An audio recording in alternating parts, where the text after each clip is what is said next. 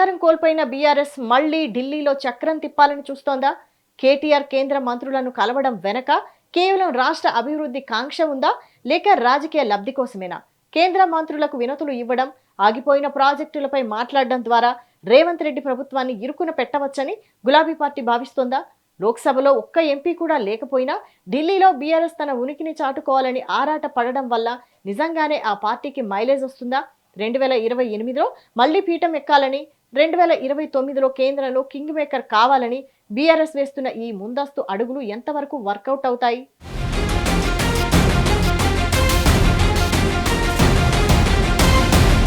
ఒకనాడు టీఆర్ఎస్ ను బీఆర్ఎస్ గా మార్చి జాతీయ రాజకీయాల్లో చక్రం తిప్పాలని భావించింది గులాబీ పార్టీ. 2023లో రాష్ట్రంలో అధికారం కోల్పోయినప్పటికీ ఢిల్లీలో సొంతంగా పార్టీ భవనాన్ని నిర్మించుకుంది. 2024 లోక్సభ ఎన్నికల్లో ఎంపీ సీట్లు రాకపోయినా ఢిల్లీలో తమదైన పాత్ర పోషించాలని ఆ పార్టీ ఆరాటపడుతోంది. 2028లో తెలంగాణలో మళ్లీ పక్కాగా అధికారంలోకి వస్తామని నమ్ముతున్న బీఆర్ఎస్ 2029 లోక్సభ ఎన్నికల్లో ఎక్కువ సీట్లు గెలుచుకొని కేంద్రంలో కొత్త ప్రభుత్వం ఏర్పాటు కావడంలో కింగ్ మేకర్ పాత్ర పోషించాలని వ్యూహం రచిస్తోంది.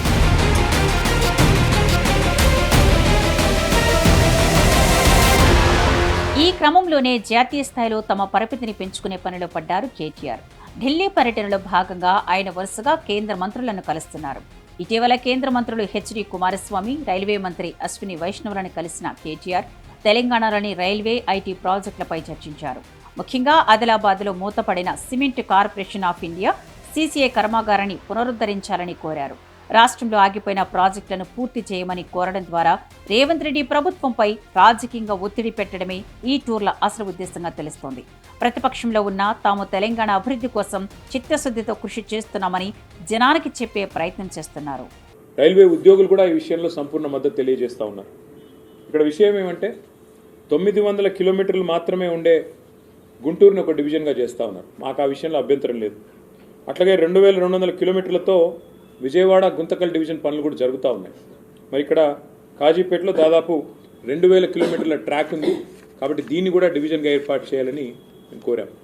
అట్లాగే మా రవిచంద్ర గారు కూడా కొత్తగూడెం డివిజన్ ఏర్పాటు చేసే సాధ్యాసాధ్యాలు పరిశీలించాలని చెప్పి వారు కూడా వివరంగా మరి మంత్రి గారికి రిప్రజెంటేషన్ కూడా ఇవ్వడం జరిగింది. సో కాజీపేట డివిజన్ అనేది ఒక డిమాండ్గా, అట్లాగే కొత్తగూడెం డివిజన్ అనేది మరొక డిమాండ్గా సాధ్యాసాధ్యాలు పరిశీలించి ఏ రకంగా చేస్తే బాగుంటుందో మరి న్యాయం చేయాలి అని చెప్పి వారికి కోరడం జరిగింది.